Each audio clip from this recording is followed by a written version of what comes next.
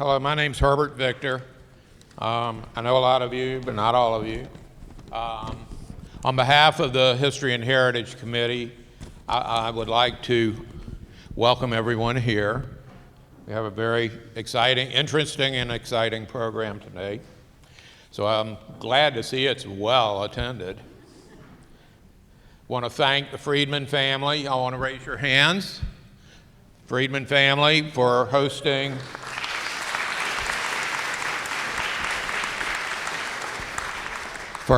the reception that will follow. Karen Blickstein for the table decorations that you will enjoy when you go back to the reception that follows. Bruce Cohen, who is a relatively new member of the congregation, has really taken history by a storm, and he was the one who actually helped to organize this program. So he deserves congratulations as well.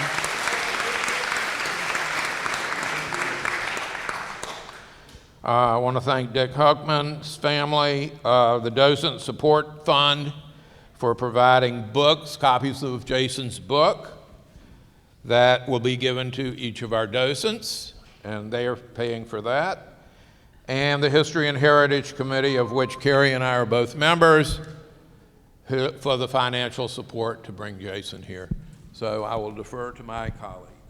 Thank you. Before I introduce, my name is Carrie Rosen, and I've been a member here for 15 or so years, and I docent, and I used to be on the board, and I am a proud co-chair of the History and Heritage Committee. But before I introduce today's program, I'm going to take a second to acknowledge Herbert's role here at Mickve Israel as our unofficial historian. He was a longtime chair of our former museum committee and then continued to co-chair with me the rebranded History and Heritage Committee. In fact, I'm excited to announce that Bruce Cohen on the BEMA will be joining us on the leadership team for History and Heritage as we expand the committee's focus to other programming. Thank you, Herbert, for all that you and Teresa do. There's Teresa back there. There is Teresa Victor, waving. And now the program. Jonathan Rabb on the BEMA is our current president and also a published author and teacher. So he will be one of the moderators. The second moderator is Bruce, who is a congregant active in both Backpack Buddies and History and Heritage. The real star on the platform is our invited author, Jason Friedman, the author of Liberty Street. Jason was born and raised here in Savannah and earned a BA from Yale and an MA from Johns Hopkins writing seminars. His book of stories, Fire Year, won the Mary McCarthy Prize in Short Fiction, which, by the way, is a big deal, and the Anne and Robert Cowan Writers Award. His work has also appeared in the New York Times, Literary Hub, Moment, Tablet, the San Francisco Chronicle, the Gettysburg Review, the Image, the South Carolina Review, Mission at 10th, Jonathan and Fjord's Review, the Decadent Review, and Cimarron Review, and has been anthologized in Best American Gay Fiction, The Queer South, and the Cultural Studies Reader Goth. His story, The Golem, was Storyville's Story of the Month. His novel, The Creek is Gone, was runner-up in the AWP Prize in the novel, and he's also published 2 terrifying children's books, Phantom Trucker and Haunted Houses. He currently lives in San Francisco and has a place here in Savannah, which is the impetus for this wonderful book. And now I turn the mic over to Bruce Cohen.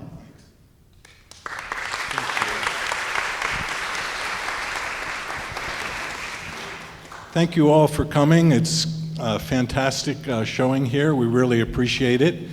Just give briefly what the day is going to look like. Jason is going to do a short reading to start the program, and then Jonathan and I are going to have a conversation with him about his book, and we'll save some time for questions, for short questions, because you'll get a chance to talk with him and schmooze with him in more detail after the question and answer period when we adjourn for the reception in the Sheftal Hall across the way. So that's what the day will look like, and I'll turn it over to Jason to begin. Great, thank you so much, Bruce. Can you guys all hear me? I want to talk to you. How about this? Can you hear me now? Better? Okay. I'm going to direct I'm going to talk to you, but I want to thank Bruce and Jonathan and Carrie and Herbert.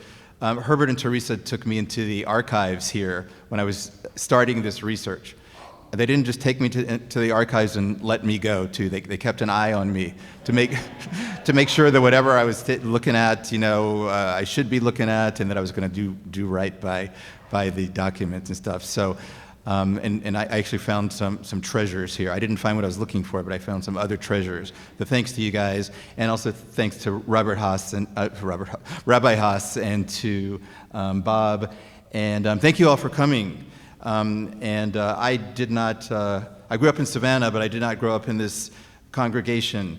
And so I've been very touched and grateful, and my friends and family know, very overwhelmed by the hospitality and the enthusiasm and the kindness that Congregation Mickve Israel has given me. So thank you all very much. I really appreciate that. I feel like I should be leading services sitting up here, but I won't. I don't think there is a service today anyway, but at this time of day. But I am going to do a short reading, very short, and then we can get to the question, to the conversation, and then we can have questions. I'm going to read from chapter 7, which is the start of the second part of the book. Because it's not the beginning of the book, I'm just going to give you a little context. This is a work of narrative nonfiction, but I'm the narrator through this strange and fascinating world of mid-19th century Savannah. So the I is me. I make a reference to Gratz Cohen. He's one of the main characters of the book. He grew up on Liberty Street on the same block where I now have a place. And he was a poet and an intellectual, and he was the first Jewish student at University of Virginia. He was very patriotic about the Confederacy, but he was disabled, and he sat out most of the war until Sherman was at the gates of the city, and then he joined up and ended up getting himself killed. I'm not giving anything away. Everybody knows this. That's not the big mystery of the book. Ended up getting himself killed 3 weeks before Appomattox on a battlefield in North Carolina at the age of 20.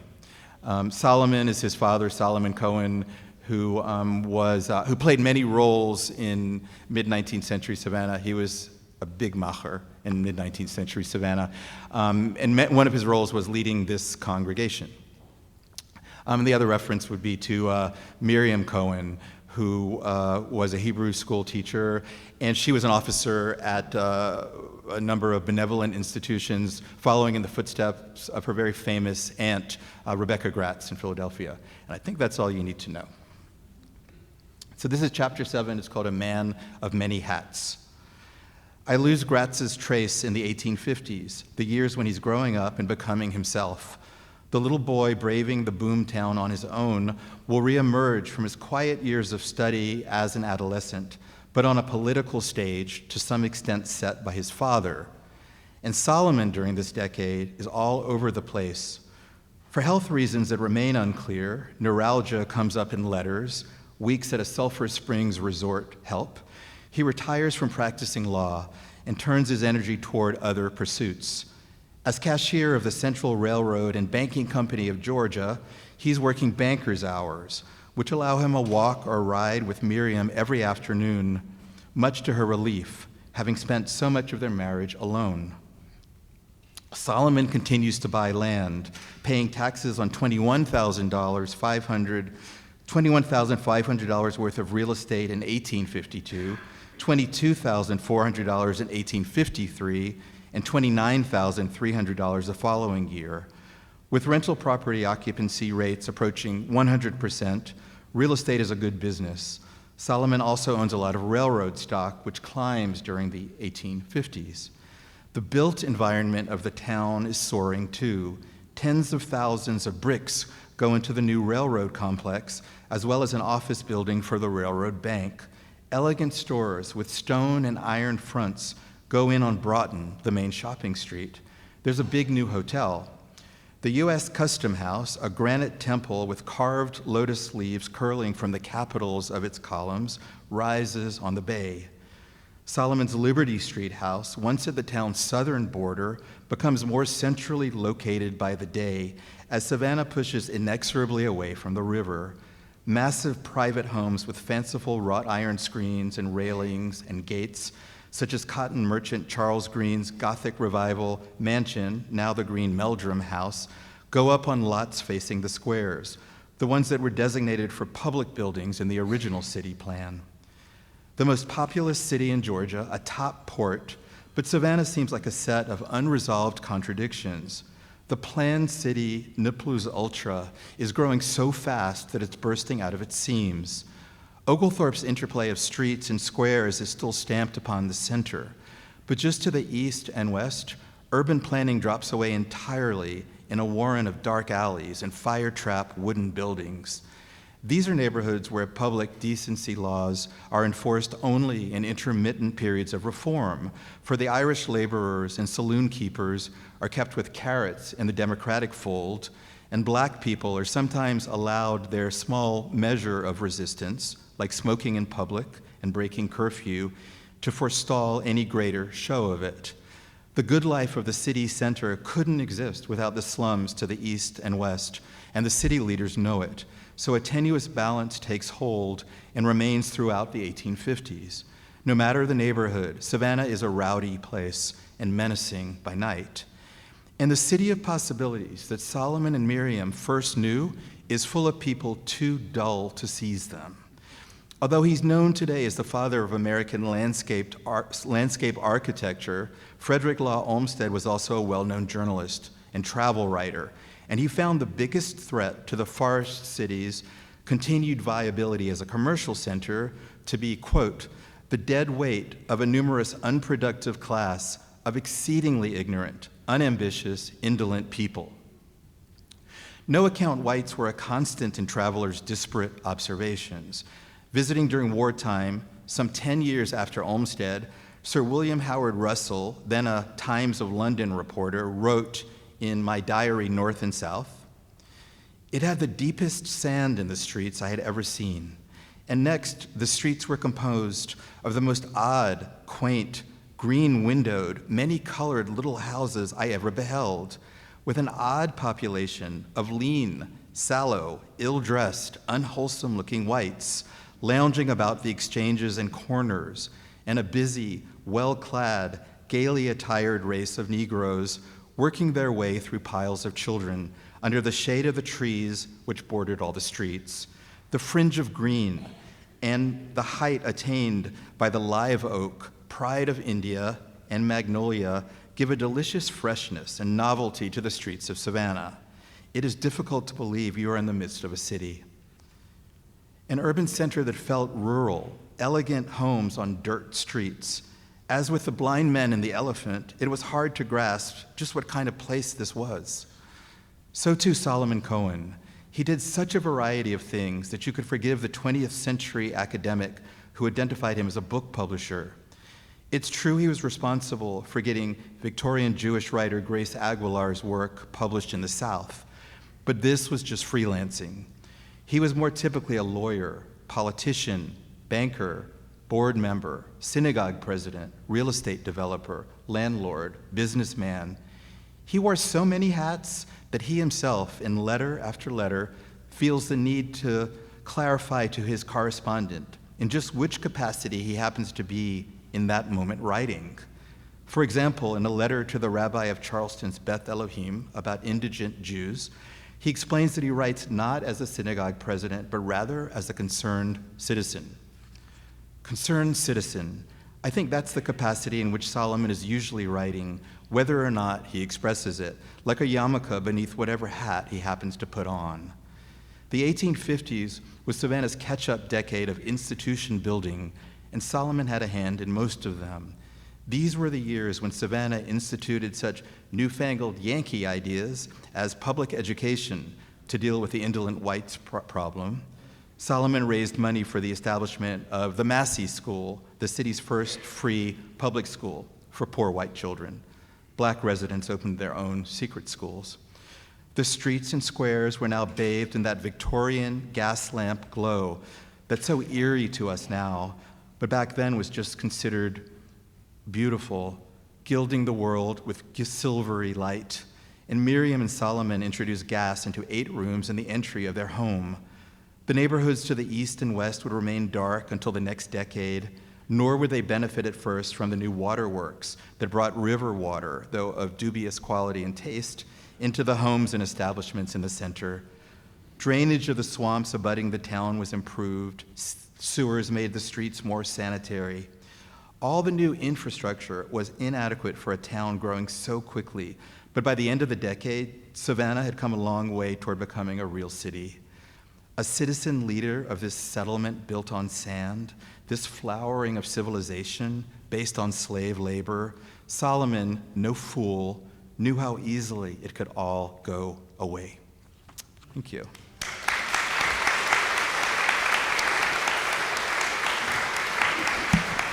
Thank you. Wow. Thank you, Jason. That's a wonderful description of a very different Savannah, or perhaps not very different Savannah than we know now. And it really is a wonderful representation of your writing style, which we'll discuss in a minute.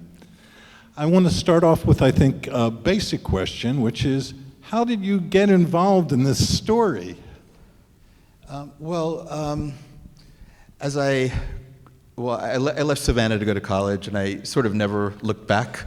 But as I got older, I became more interested in Savannah, and I think I was changing, but the city was changing too. I mean, as witnessed this group here too. I mean, the demographics of the city, the political leadership, it just became a more cosmopolitan city, I think. And I wanted to have a place here to be closer to my parents for one reason, and also to have, but also to be independent, have a place of my own. And so we ended up looking at a number of places, but my eye was caught by a real estate listing for the Solomon Cohen house. And for those of you who grew up here, you've heard of the Davenport house and the Owens Thomas and Green Meldrum, but Solomon Cohen house, not so much, right? But we ended up, I had no idea who he was, but we ended up buying the place anyway because it was beautiful, a condo and a beautiful building. And then after we bought the place, I did my due diligence to find out who Solomon Cohen was. And, he was a very tough guy, conservative guy, staunch defender of slavery, would not let that go. But as I dug more into his family and learned about his son, Gratz Cohen, and Miriam, and then the world that they came out of, I became very interested in learning their story. So I think that's it. Wow, wonderful. So the Cohens are a central theme of your tale.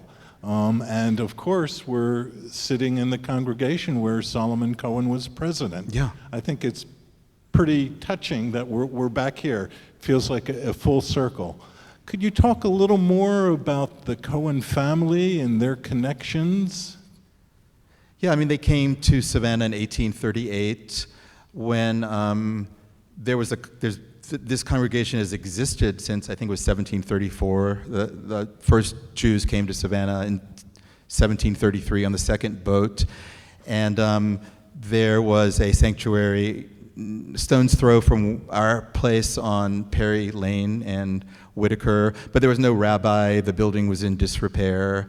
So Solomon Cohen, I think following in his family's sort of tradition of civic duty, became very involved with the synagogue. He didn't become the synagogue president, I guess the Parnas, would that be what it was called, until the 50s. But he did this heroic thing. The city was, the temple was, that sanctuary was burning down, and he rescued the Torahs, ran out with the Torahs. So from that point on, of course, he's a big hero. But they were very involved. And then Miriam's home rabbi from Philadelphia, Isaac Leeser, who was a very famous rabbi at the time, he was Rebecca Gratz's rabbi, but he also introduced the whole concept of the, I don't know what it's called, but the sermon, like the instructive sermon, borrowed that from the Protestant church into into synagogues. He came and actually consecrated the synagogue. The synagogue was not consecrated for whatever reason.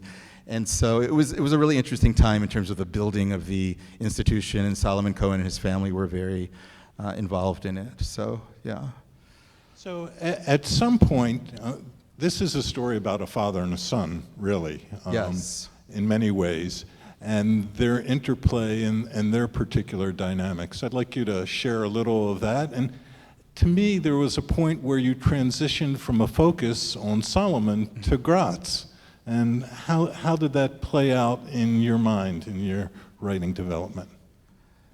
Well, yeah, I think it is a father-son story that also I felt I could kind of relate to Gratz. That's one of the ways, too. He was sort of a different kind of son, I think. Solomon Cohen was a very conservative man in lots of ways, including really clinging to the Orthodox service.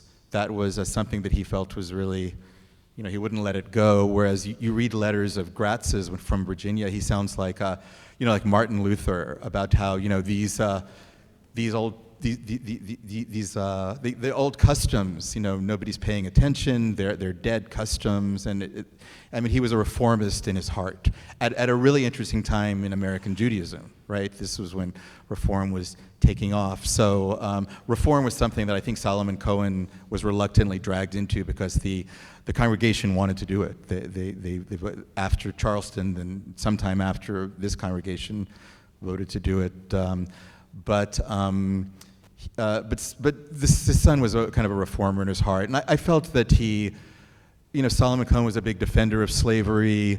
I think that Gratz was a person of his time and place, but I think he was a more questioning type person than his father was. So, and also he was a bookish intellectual poet, which his father was a businessman.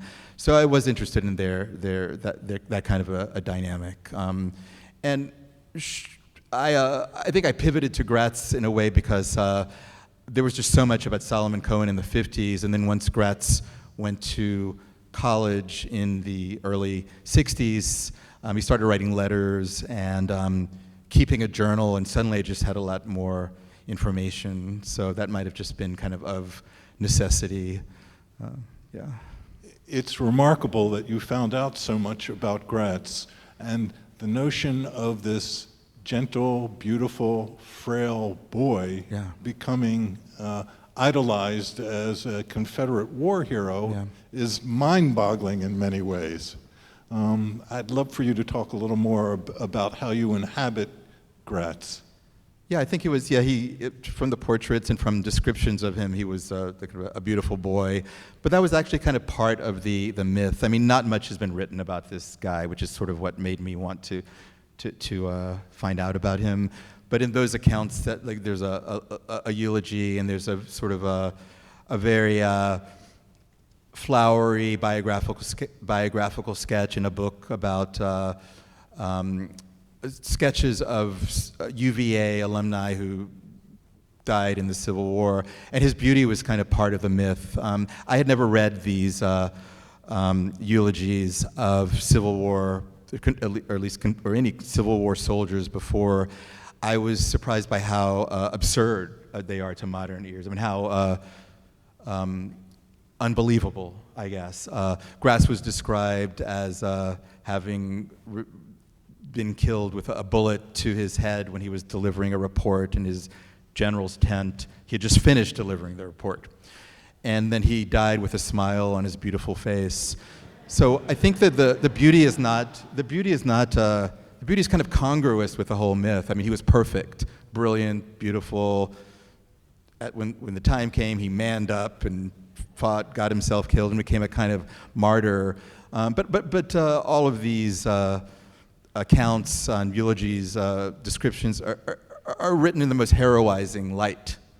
The most heroizing light, and so. And I understood that too. Of course, this must have been a great comfort for his parents. And I wondered, did they really believe this? Do they believe? How did he really die? That's one thing I wanted to know. But then more broadly, I was interested in kind of the telling of history and lost cause history telling, this is clearly some kind of myth that served a purpose. Sure, there's a lot of truth in this account, but what really happened? Why did they tell why did they tell these stories to each other? And do we still need to tell these stories, or is there another way we can actually look at these events while still acknowledging that these were courageous people who, fought for what they believed in? That was another thing I wanted to understand too. Gratz never talked about, I want to go and defend the perpetuation of slavery for time immemorial, and he never even wanted to fight. He was happy to sit out the war. What was he fighting for? I wanted to find that out too. So, You bring up writing about history. Part of the beauty of this book, not only is the content wonderful, but the style and how you develop your creative history writing style is fantastic. I'm going to turn it over to my partner in crime here, who is a writer, to talk with you a little bit about writing. It's fascinating that you bring up Gratz as a son and a father and so forth, and we talked about this before, so this might be some, if people saw you at E-Shavers. But I have to say, the thing that was most fascinating to me at the beginning of the book, it felt like I was going to be getting a Bildungsroman, that it was going to be about you, discovery, and so forth. But the restraint that you show in allowing those characters to live on the page is really quite remarkable. And I think that's why when we get to that moment where we're living with Gratz at the end, and you're trying to demythologize it, it seems that we're not only getting his story, but we're also getting yours slightly. Is that a fair estimation of what you were trying to achieve in terms of character in that last part of the book? Yeah, I mean, the book is my story too, but Sure. and that's one thing that I played with in writing this book. I felt that I needed to be the guide through this world since it was so different. But I'm not trying to be falsely modest here. I felt that my life is not nearly as fascinating as these people's lives. So alternating chapters about me with this, it just seemed absurd. But yet I felt that we needed a modern sensibility to navigate our way through people whose ideas are very different than our own. I really admired this book, The Hare with Amber Eyes, which maybe a lot of you read, where the main character is really just an eye, just more of a sensibility related to the material by being an artist himself, and he's talking about these exquisite little Japanese objects, without insinuating himself too much. And so I kind of had that in mind. But in terms of letting the characters sort of live on the page, in an earlier version, I feel that I know that I was much more judgmental about the characters. I'm not a big fan of people who defend slavery. So I think I was very judgmental, like about Solomon, and it wasn't right. It just didn't, it wasn't a good way to tell the story, and it also prevented me from trying to understand why did he defend slavery. And he wasn't alone either. What was his defense? I was curious, and his defense actually was kind of interesting. And so, by kind of dropping the judgmentalism, dropping the judgment, which meant kind of taking myself out of it largely, I was kind of able to just watch these characters just speak for themselves. And yeah, I think at the end I did sort of bring it back to myself a lot. The father-son story really resonated with me and my relationship with my own father, to whom I dedicated the book. But I didn't really want to push that throughout. It just No, but it's very elegant in the way that you bring Thank back you. just Thank at you. moments, and especially at the end, that last little bit with you and your father walk. I'm not giving anything away. Fathers and Buy the book. fathers and sons do walk through Savannah on occasion. So, but I will say that what you're talking about, and as someone who does historical fiction, you're doing something that's very, very difficult to do, and you're not projecting back onto the past what we need to see in it. You're actually allowing the past to live as it was. Oh, yeah, sure, And sure. well, but how many times these days are people looking back and saying, no, I'd rather the past look like that so it's more comfortable for no, me to yeah, process. Totally. And you choose not to do that, which is wonderful. I mean, I was a little anxious, writing sympathetically about this Confederate soldier, right? And this man, his father, who was really known today, if for anything, these people are not well known, for his staunch defense of slavery. I mean, there were slave owners and there were people who really would not let go and who fought their whole lives for defending slavery. So I was a little nervous, like, really, how is this going to go? What are people going to... I wanted to make it clear that, I'm a modern person who has different beliefs. I was anxious about that, and I think I sort of overcorrected for that in earlier drafts of the book, like, oh, this person's terrible. And it's just, that's not the right way to do it. We shouldn't do that. We should let these people speak for themselves, and they have interesting things, absolutely interesting things to say. Well, and to me, it's that last sequence when Gratz is, we know what's coming. I mean, on the first page in the preview, it says he dies. Yeah. We know what's coming. And the reason that we're not sitting there thinking to ourselves, this guy's trying to deliver a message, he's fighting for the Confederacy, is because you've humanized him in such a way that we can attach to the things that make him human, whether or not he's living in that period or not. Right. And that allows us to distance ourselves while we're in the book from these larger, perspectival approaches. Yeah. Then later on, I can go back and go, why were you defending Gratz? And then I'll talk to you about it. Do you know what I mean? It's beautiful that you let us live in the moment. Oh, yeah, well thank you, Jonathan. I appreciate that. Well, I mean, the fathers definitely had these institutions, including slavery, to defend. Of course, why wouldn't they want it defended? The whole economic lifeblood of the region depended on it. The sons, if you read their letters and journals, you never hear them saying, I'm going to go to war to defend slavery. They were fighting for their homeland against the invaders. That's it. They were fighting for the homeland. Gratz was especially sweet. He was very attached to his mother and his sisters. He really felt like he was defending the women of his family, really, against these invaders. In Gratz's case, since you did a nice job, Bruce, talking about how he was a gentle, delicate, frail guy. I mean, it is true, and he had some problem with his foot that made it hard for him even to stand up, much less do military service. His masculinity was something he constantly worried about.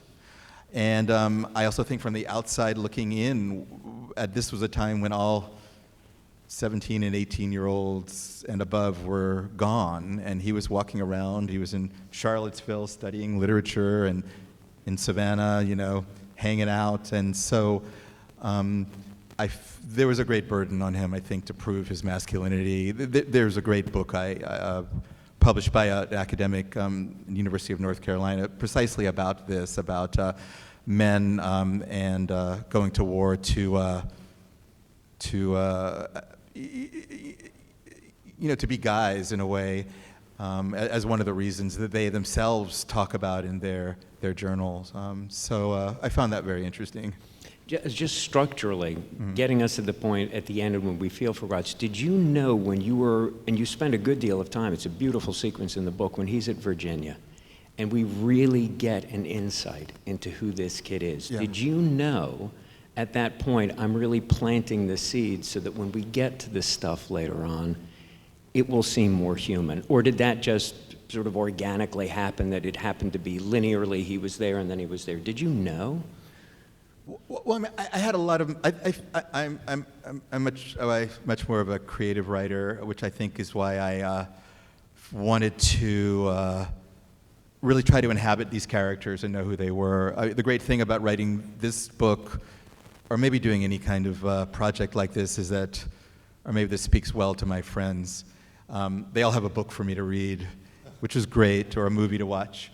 And a lot of these books were, I did at least open a lot of these books, and I read most of them. A lot of these books were quite boring to me, and I just sort of took what I could. But then I asked, why are they boring to me? Am I just, not a real historian? Am I just not really that interested in this period? I feel that I am. Why are they boring? And then I realized that the reason they weren't really speaking to me was because historians really can't really focus. They focus on what can be known externally and maybe don't dwell on character so much, except what can be known from like diaries and that kind of a thing. But speculating maybe on what characters were feeling, not so much. So you don't really have characters that you can kind of identify with and root for all those pleasures of a novel.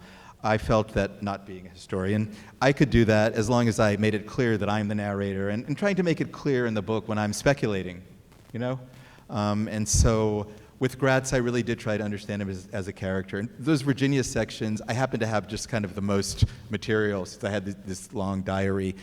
In retrospect, I feel maybe a more practiced historian would have, instead of saying, "Oh my God, this is a gold mine, I have to get it all in," might have picked and chosen a little bit. But that is the section when we really know what's making this guy tick, because it's a private diary that he never wrote in when he was in Savannah, this journal. And I imagine it was something he wrote in, his parents weren't around to see what he was writing, and he put some very intimate thoughts to it, and strange thoughts, and just very very personal emotions. Some people's diaries are very fact-based. Here's what I did today. His weren't like that at all. It was what he was feeling that day, and so that's when I first sort of understood him as a character. So I guess to answer your question, yes, that sort of sets the stage for what follows, but it also complicates it because he was regretful that he couldn't fight, and because he was sickly, he wasn't even a good student, despite his brilliance. So he was very frustrated that he couldn't do his duty at all. But you would expect, but then that was why it was much more of a mystery to me. Why did he suddenly at the end just join up and get himself killed, is what it seemed, right when the war, to anybody looking at it with any perspective, was won already, Yeah. When I read this book, and I thought about history, I thought about the last two syllables of that word, story. Mm-hmm, yeah. But the difference between reflecting on history as stories of people rather than recitation of events. And that's one of the beauties of this. You really bring history alive in this way.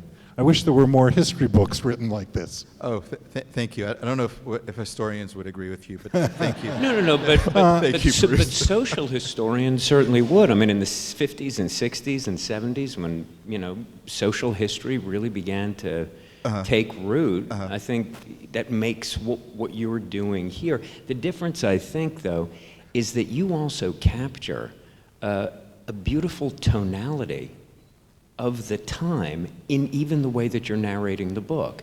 That the language itself, and again, I'm going to ask if you did this purposefully or if it just happened, that we never feel that when we're getting into Gratz's diaries and so forth, that we're entering into a different moment in time. You've managed, without, again, commenting on the language, to evoke the language of the time. Was that something that you were looking to do as well? Yeah, I definitely wanted it to have a modern sensibility from the kind of perspective to know. I wanted the readers to know that they're in good hands, someone who was, like them more or less, and could get into this world.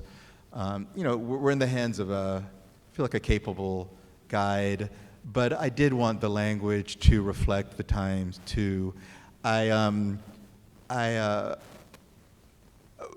didn't want it to sound like something from the 19th century, but I also didn't want it to sound very flippant and using a lot of, too modern. So yeah, I did want the voice to kind of evoke the times. That's true. That's what the best story. I did. Yeah, that's what That's storytellers what the best stories do. Yeah. Right. How long did it take you to write this book, and how different is this final product from where you thought it would be when you started? A lot of it was doing research. So I think I worked on it maybe for 5 years and finding a publisher, that kind of a thing. When I first started writing, I didn't know what it was going to be. I was interested in various themes, and so I wrote it as like little essays, like, I don't know, Jews in the 19th century, or just like little essays, masculinity in the Civil War, And I just wrote several pages of each thing, just sort of, just subjects, themes that I was interested in. I remember sharing it with friends, and they're like, okay. Where is this going? I don't think this is really going to be. And so it was really only, and I really only knew about Gratz. Solomon was in the paper almost literally every day because he was a big shot. Gratz, I found his diary at the Historical Society. And only when I started thinking them as characters and their stories did I think, I think there's another way to tell this that's not thematic. And then I learned about Miriam, too. Miriam was a really fascinating woman who's... Tell us more about Miriam and her roots in the North. Yeah, I mean, she was... her mother died when she was a teenager, so she was raised by her aunt, Rebecca Gratz, who was I think she was the most famous Jewish woman of the 19th century. She was a philanthropist starting when she was a teenager herself, and founded orphan asylums, homes for widows, indigent people, not just Jews. For Sunday school? Yeah, she... Given credit for? She came up with the idea of Hebrew Sunday school, which is not something you think needs to be invented, but she actually came up with the idea, obviously modeled on the Christian Sunday school. She was very...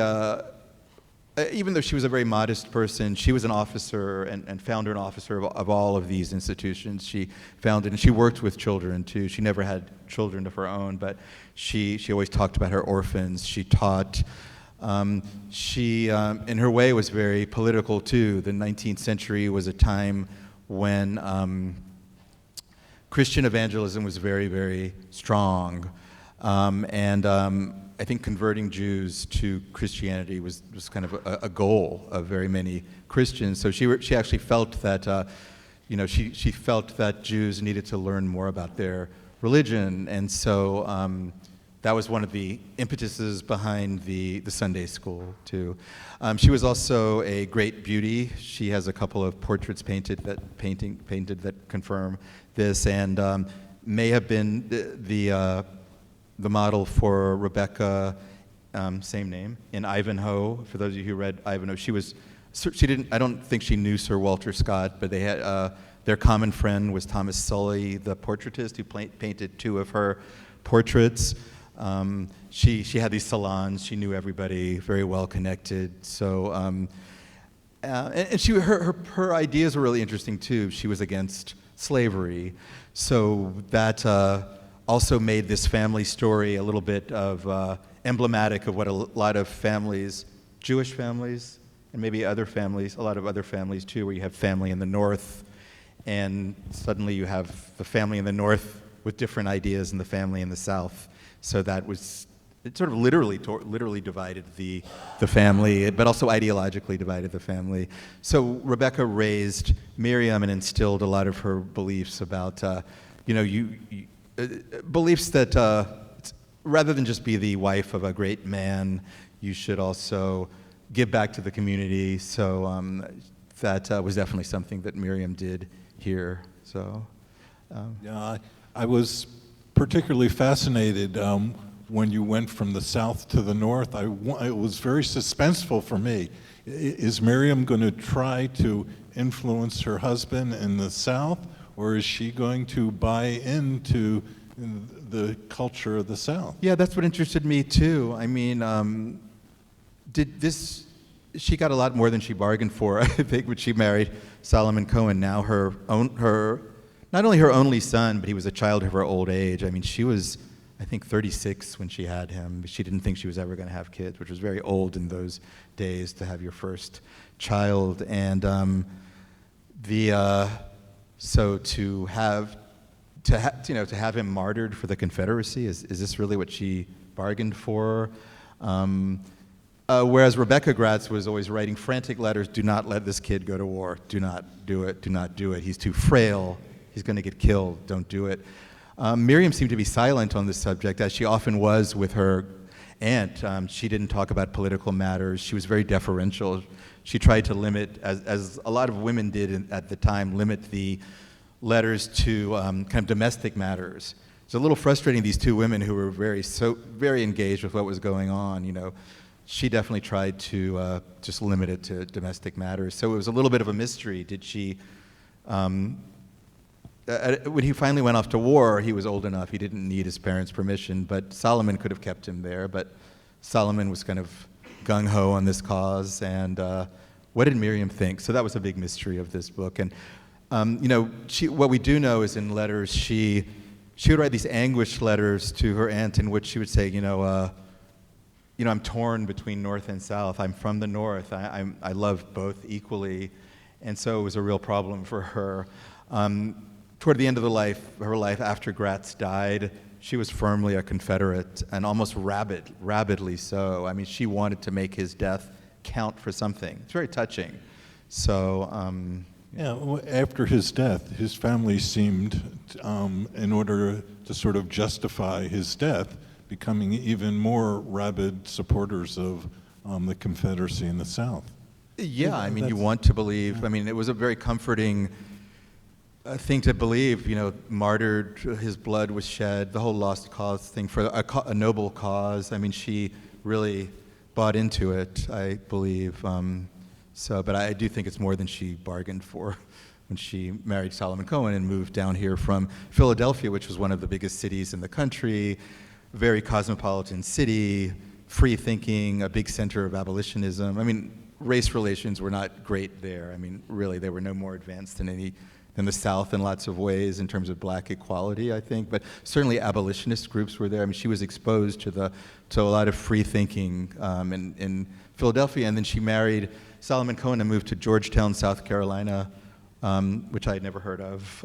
It's a sweet little town, but and you know, Rebecca wrote letters like, really, Georgetown, South Carolina, you left Philadelphia.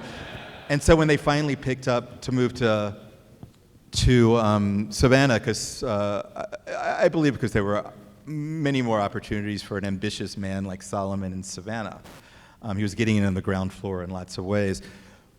Rebecca Gratz was, you can almost hear the sigh of relief in her letters that she was so relieved that now Miriam could be in a cultured city. She could advance in society, and intellectual circles were very big for Rebecca Gratz. You can have intellectual stimulation, because these were very smart people. You could have intellectual stimulation, you could have culture. So it was as if she had really moved to the big city. Yeah, So what are our takeaways today as a Jewish community in Savannah from our history here? Yeah, what are our takeaways? Learn from history. I think that the community was very important to this family as it is today. I think it was a much smaller community then. It was very important back then because there was no Jewish ghetto as in northern cities. I mean, there was a lot of mixing, including intermarriage with non-Jews. So the Jewish community centered around the synagogue. This was the Jewish community, Mickve Israel, for at least 100 years. It was very important, and so I think there's still a lot of importance now. The way that I found that because it was a time of reform, it was really interesting the way when Solomon Cohen was in Europe after his son's death, Miriam just couldn't bear being here and in that house, so he took her to Europe, and the whole family went. They did a grand tour, and he came back. When he came back, we had a new rabbi here, and his older brother was part of a committee that had introduced these reforms. And so that was, and Solomon grudgingly a choir and an organ and the whole works, you know, shorter services. And so it interested me the way it was more of a ground up thing where the congregation, seeing the model in Charleston and just the currents of the time, it sort of organically seemed to happen. So it had, I guess it had lessons to me in terms of the way a congregation can kind of decide for itself how it wants its liturgy and services to be, but I would say really the importance of a congregation in the Jewish community in the larger city I think it's probably still as relevant today as back then, even though it's a much bigger and more assimilated community. So, How has the book been received, Jason? It's really touched me that I've been doing talks in places like San Francisco, where I live most of the time, and New York, places where that people seem to come out and are interested in this subject of 19th century Jews in Savannah, which seemed to me a quite obscure subject, but everybody seems to have some connection. I have relatives in the South, so it's been great. Readers have sort of found their way to this book through their own connection, so that was great. And so it's they're buying the book, and there's going to be there has been another printing, and so Congratulations. So it's in terms of how it's been received critically, I've gotten some nice reviews, but it's really people finding their way to the book and their connection to it that's very gratifying to me. So yeah. What are you working on now? Well, I mean, I've still got a lot of fiction I'm shopping around, but I have become interested in a new sort of history subject. Solomon Cohen was the lawyer or represented a man named Thomas DeLeon in some business dealings around a fugitive slave. And the fugitive slave turned out to be someone who was a little bit well-known, named Patrick Sneed. There hasn't been a lot written about him, but he's someone who, he and his half-brother were enslaved in Savannah, and they managed to escape to Ohio, and then Patrick Sneed made it to Canada and Niagara Falls, which turns out to be a big center of the Underground Railroad, I guess the last stop. So I kind of came by this story because Solomon Cohen was representing the half-brothers, enslaver, owner, and so it was sort of the story of the Patrick Sneed is in itself kind of interesting. He was working in this hotel known for Underground Railroad activity, and his owner, enslaver, had his name was David Dillon. He was a real villain. It's great to have a true villain. He was such a villain that even the other elites in Savannah couldn't stand him, but he just wouldn't let go. This guy had left, so he chased him for years and years like a devil. He's chasing him around for years and years, and he actually has a fake newspaper created that said that he was a murderer, with a headline that he was a murderer. And so it's a very dramatic story. He's caught working as a waiter, and he gets halfway across the river to Canada, and they say, no, he's a murderer, and they bring him back. So that story is very interesting, and he finally did escape. But what more interested me, kind of the larger context, were,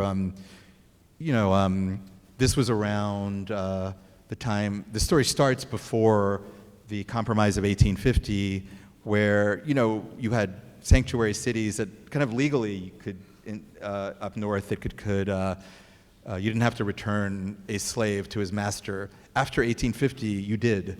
So the fact that this David Dillon had to create this fake newspaper, even in 1853, showed how, and this was a part of the debate of the Compromise of 1850 and the Fugitive Slave Act. They said, oh yeah, nobody in the North is ever going to return the slave because they're more sympathetic. So he didn't feel he'd have a chance on what were actually legal grounds now, the Fugitive Slave Act. He had to invent this, he felt he had to invent this murder. And then there are lots of, so newspapers at the time, I'm interested in newspapers and fake news, and newspapers were much more. Where have I heard that? Yeah, so that's really interesting. Yeah, fake news and legal cases of the time. And so Solomon Cohen was involved, so I already knew who he was, and other Savannah characters. Wow. David DeLeon was also a Sephardic Jew from South Carolina, yes, who did not seem to identify as Jewish as far as I could tell, but from an illustrious South Carolina Sephardic Jewish family. And so it's a little bit of the same kind of turf, but it's a kind of dramatic story. So it's a story to tell, and there are a lot of historical context that interests me. So is this going to be a book or a movie? Or both? From your mouth to God's ears. Well, I mean, it'll be a book. I'm a book type person. But I'm married to a filmmaker, so. Well, maybe. You have any final thoughts, or should we open it up to questions? think, can we go to questions? Sure, that's fine. Great. Thank you all. Deanna will have a microphone here.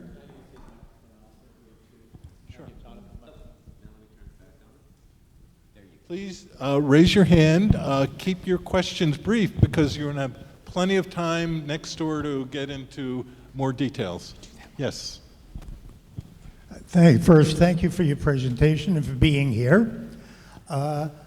I always, in reading, find myself thinking a little bit into the future and into psychology. So I'm wondering whether you looked into the idea of Graz going from his father's home, which strikes me as sort of strict and old-fashioned in the thinking, and yet he went to University of Virginia, which I'm assuming even then was relatively liberal, that is liberal for the time, and how that changed, how those two influences might have affected Graz had he not been shot.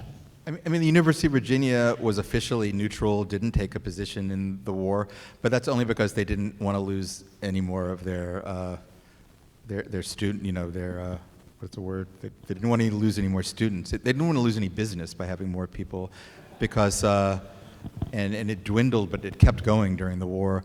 So it was officially neutral, and you weren't really supposed to hang Confederate flags up. But the students were all the sons of aristocrats in the South. So they were all gung-ho Confederates. I'm not sure how liberal it really was. But I do a lot of speculating in the book, and I, just from the things Gratz wrote about his very close relationship with his enslaved valet, things he's wrote about kind of really just sort of laying it out there, like he was stolen, his ancestors were stolen in Africa, and he really did kind of question this whole system. I do kind of speculate, like, and also his ideas about Reform Judaism were very, he just wasn't going to go along with his father in that respect. I did question, like, what kind of a man would he have been if he had lived? I did a Q&A at a bookstore on the Lower East Side in New York, and the guy who was who was asking questions was a friend of mine, but he asked me some tough questions, and one of his questions was, what could possibly have made you think that Gratz would have been anything more than just, just like his father, like what other Confederates turned out to be these progressive thinkers? And I was like, oh, okay. Part of it is, yes, I wanted to believe the best about him, but I also did feel like I knew him, and he was someone who thought for himself, and I really don't think he would have clung to this institution of slavery the way his father did. I really don't. He was a writer, and he had an aunt who, in mourning his death, said, he could have been he could have started a Jewish, like a newspaper. Gratz mourned that there was no Jewish press to really push back against Christian evangelism, and so I think the slavery thing was not something that he was going to, he never owned a slave himself, that he was going to keep going with. I think he would have looked toward the future, and I do think he would have become a different kind of person. So liberal, I don't know, but anyway, I'm entitled to speculate that he would have become a different sort of man than his father, I think. Yeah. Right here. One of the things that you do exceedingly well is the way you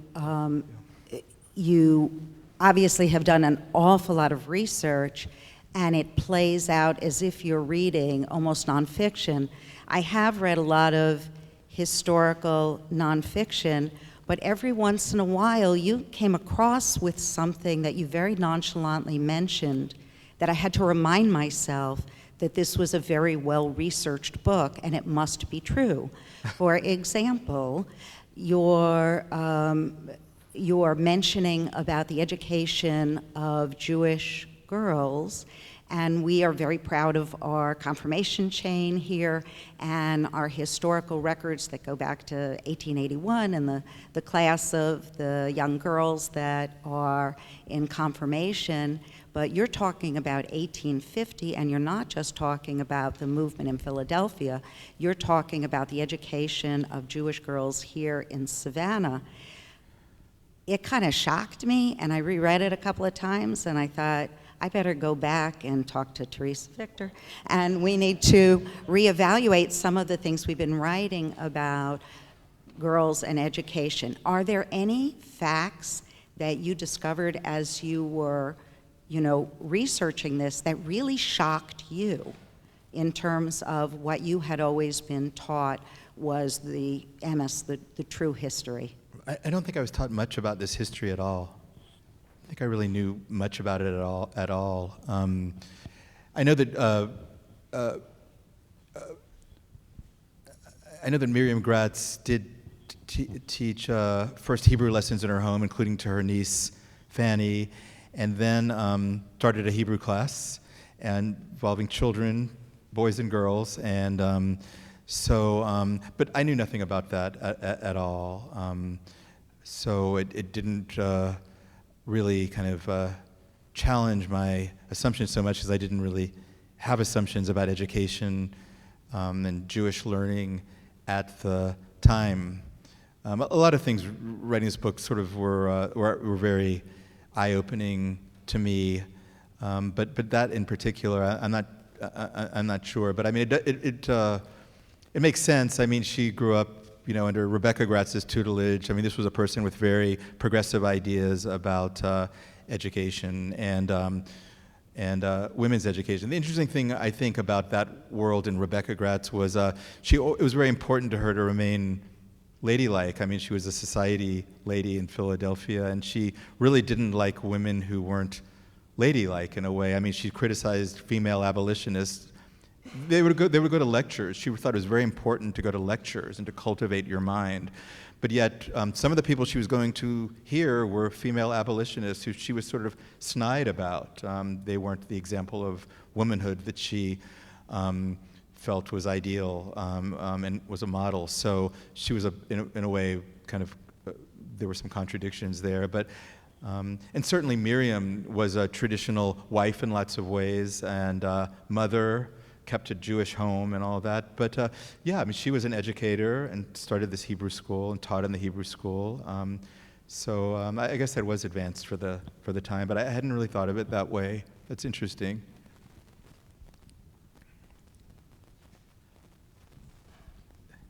Yes. Hey, Robin, how you doing? Good to see you.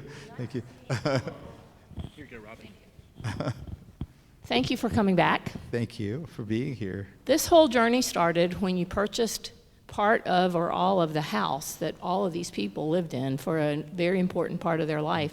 How is it, now that you know them all so well, to live in their house? How does that affect your relationship with the characters and how you live there? Yeah, it's not really their house. Even though it was called the Solomon Cohen house, he was a builder, and he owned and developed kind of all of that whole row of houses, at least the ones that are still there, those row houses on that block of Liberty between Whitaker and Barnard.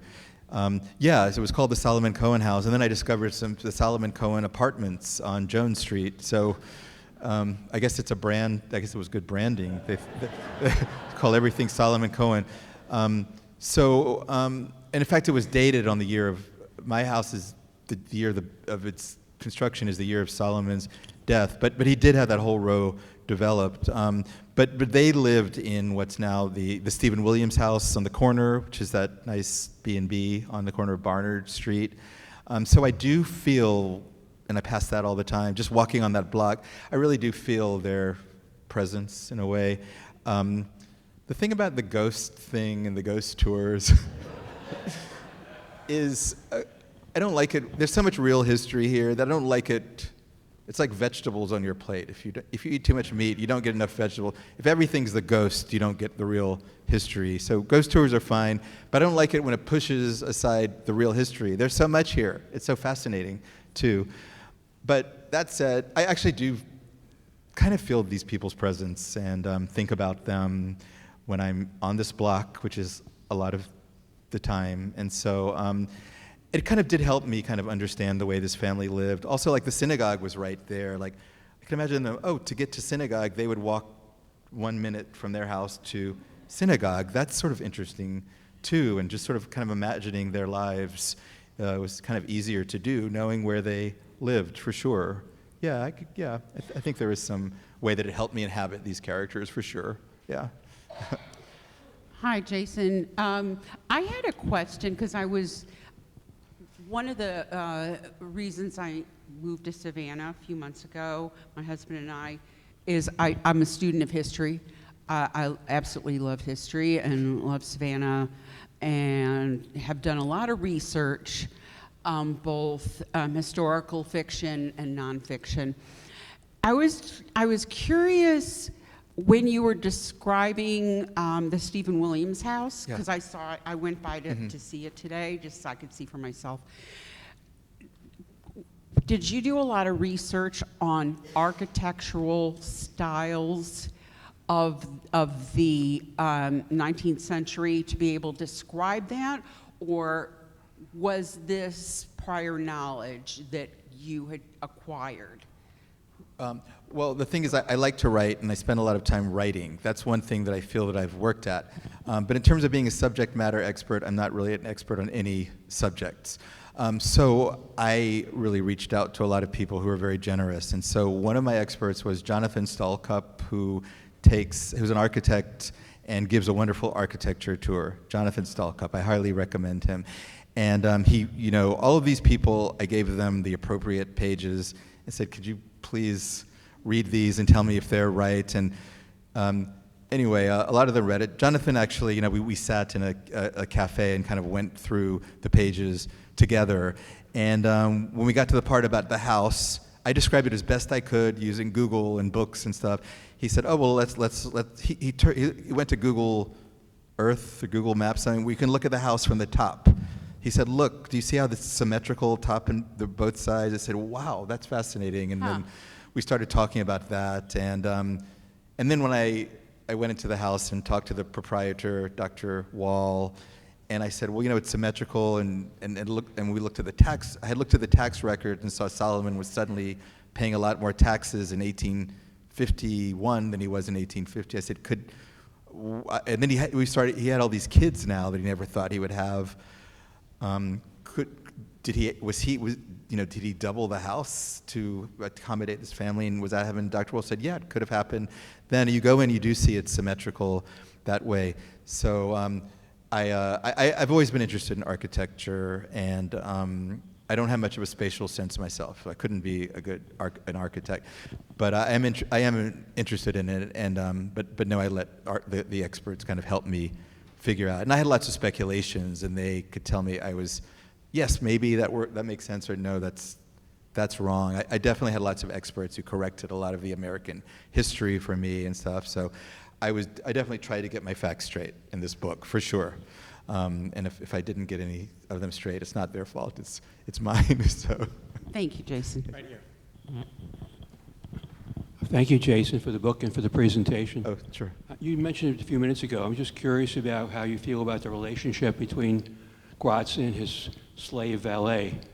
And was it unusual for someone like him and his relationship in the community to write odes about a lost slave, and like he was a lost lover?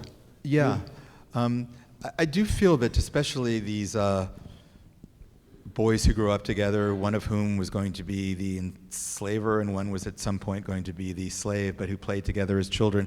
I do feel that a strong attachment was found. The slaves weren't allowed to write, so we don't really have anything from their side, but definitely on the other side, these people got very attached to what they call their servants. They only called them their servants, and were very shocked when they just picked up and left and didn't seem to return their affections. Was kind of very common experience. With Gratz, yes, when I found his diary at the Historical Society, I opened it up. A page did drop out, and it was an ode to someone. It was like reading love poetry, and yes, men were more license to be affectionate back then. But it was like reading love poetry to this slave who had disappeared. And I found another poem like that. In his journal, he writes about this a lot, too. So, and he names him. When you're doing research on enslaved people, you look at it's hard to find their names sometimes. They're just a number in the census and the tax record. They're just like a gender and a color. You know what I mean? It's just nothing real. But with Gratz, he made a point of calling him Louis over and over, and he's writing him as like, "Where have you gone? You were my second half. You were my soul, my." And so this guy had disappeared somehow. I knew that. And what is their connection? And so yes, I feel like the feeling of attachment was common, but this intense emotion and feeling of almost identification with a slave was not so common. That seemed particular to Gratz, that he seemed much more than just kind of a best friend. It almost seemed like he was someone he loved. And when Louis ran away, it was almost like sort of he was bereft. Like, where are you now? How could you have done this kind of thing? It seems so naive to us now, right? So that was also kind of poignant to see. That is sort of a central relationship in the book, Gratz Cohen and his enslaved valet, Louis. So. We have time for one more question. Do we have a final question? Yes, back here. I see back here. Wait, Bubba, wait 1 second. We got a microphone coming. I have a loud voice. We know. I wanted to ask you about anti-Semitism in Savannah during that time and at the University of Virginia when you went there, as being the first Jew there. I think that is, now that you mention it, thank you for that question. Now that you mention it, that is the one thing that surprised me in doing this research, that I actually did have some preconceived notion about. As I say in the book, my Savannah Jewish history, well, I knew the whole story about the Jews coming on the boat and then the doctor who saved the colony and was allowed to stay, all these stories that we know. But in terms of more modern Jewish history, I only knew about Leo Frank, right? So I just thought it must have been terrible for Jews here in the mid-19th century. That didn't seem to be true at all. I really found with Solomon Cohen he was an obvious target because he was so prominent. He kept, he ran for office. I only found, and I read a lot of newspaper articles about Solomon Cohen, a lot of books. Only once did one rival for political office refer to him as a Jew. I mean, it seemed to be almost nothing. If anything, it was the opposite. He was praised by non-Jewish elites for being having practiced his religion and absorbing the tenets of his religion. In other words, in the Bible Belt, I think being an Orthodox person of the Jewish faith seemed to count for something. So I didn't really see much anti-Semitism back then at all at this period. But of course, I'm only looking at this one elite community, and so anything else I can't really speak to. I know both of Solomon Cohen's daughters married men whose names we know today. A troop from Troop Square, who was an aristocrat from governor of Georgia, his descendant. And Batty is a name that some of these descendants of his married. Hunter, the family ended up marrying, and daughters and granddaughters married Gentile aristocrats, and there seemed to be no problem with that at all. If there was any problem, it was from the other side. Solomon Cohen himself wrote that in a letter. He wrote that there's probably been nobody who's against intermarriage more than me, which you would expect from a man who was extremely by the book. The Sephardic Jewish service, we're not going to vary the Sephardic service. My children are going to marry Jews. By the book, by the book, by the book.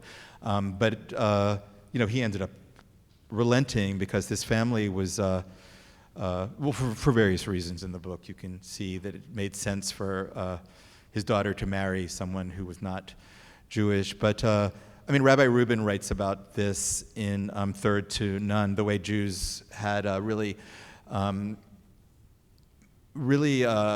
risen in social and business circles in Savannah, and were accepted there. To me, the intermarriage was just sort of the next logical step. It just made sense in a way, and that happened a lot. So I really didn't see as much anti-Semitism as I really was expecting to see. That's what surprised me. Yeah. Thank you so much, Jason. Thank you. Thank you both very much.